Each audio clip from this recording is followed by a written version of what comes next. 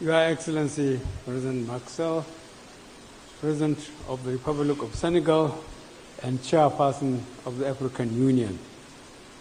Your Excellencies, Heads of State and Government, Your Excellency Musa Faki Mohammed, Chairperson of the African Union Commission, Dr. Akinwumi Adesina, President of the African Development Bank, Mr. Alvaro Lario, President of the International Fund for Agricultural Development, Dr. Muhammad Al-Jessa, President of the Islamic Bank, Honorable Ministers, Ambassadors, Heads of Development Partners, Institutions, private leaders, farmers, distinguished ladies and gentlemen, it gives me great pleasure to join you here today for this historic summit on Feed Africa. I would like to thank you, President Maxwell, for hosting the summit, and all the heads of state and government for your very large and strong participation. I would like to commend Dr. Akinwumi Adesina, President of the African Development Bank, for the vision to drive the summit together with the African Union Commission. Dr. Adesina has continued to do an excellent job at the helm of the African Development Bank. Your Excellencies, this summit is coming at a very critical time with rising inflation globally and the effect of Russia-Ukraine conflict that have driven up food prices, especially for basic staples as wheat and maize. Feeding Africa is an imperative. We must ensure that we feed ourselves today, tomorrow, and well into the future. The starting point is to raise agricultural productivity. This requires the access of farmers to quality farm inputs, especially improved seeds, fertilizers, and mechanization. To succeed, we must strongly support farmers.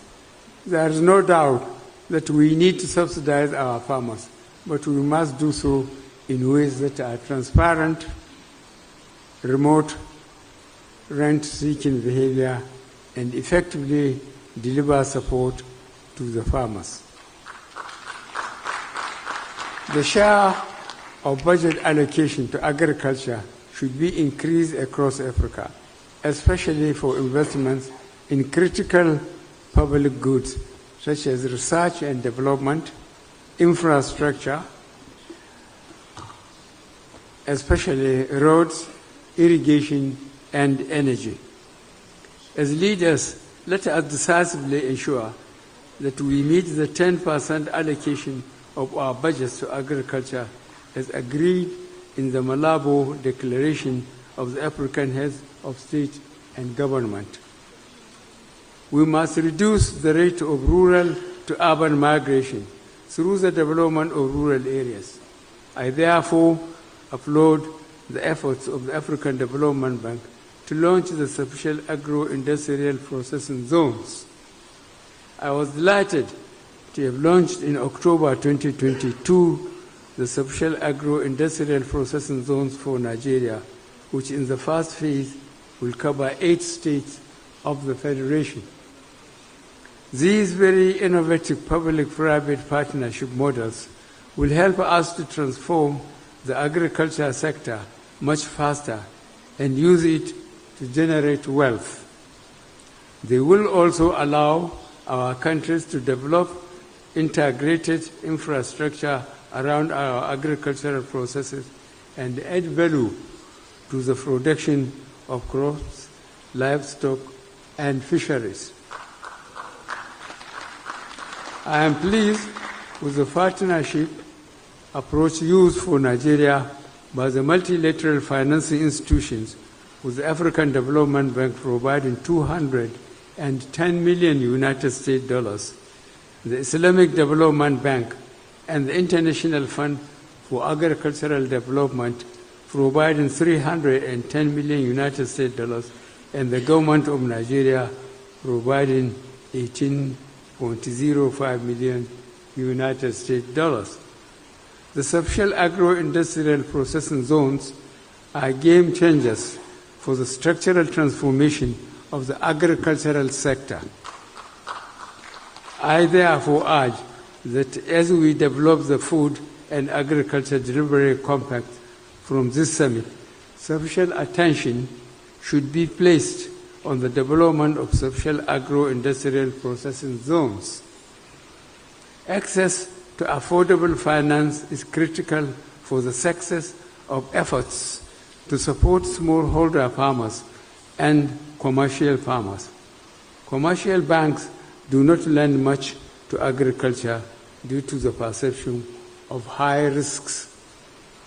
Generally, less than 3% of total financing by commercial banks in Africa go into agriculture. Less than 3%. We must therefore reduce the risk of lending faced by commercial banks, but we must go beyond commercial lending. Where possible and countries can afford to, the central banks can also dedicate significant resources to complement lending from commercial banks. Such dedicated financing windows from the central bank must be well monitored to ensure that they reach the intended beneficiaries, must be transparent, and must not crowd out the commercial lending sectors or the private sector. To feed Africa, we need younger male and female farmers. So the future of agriculture in Africa will depend on getting more youth into agriculture. That means we must make agriculture attractive for them. We must also ensure that they get access to land, finance, technologies, information, and markets. I therefore ask that the Food and Agriculture Delivery Compact arising from this summit work to ensure that we improve empowerment of the youth and women in agriculture. We must take consideration climate change and ensure that agricultural systems are climate smart and climate resilient. We must invest heavily in irrigation to help address increasing frequency of droughts that are leading to decline in crop yields.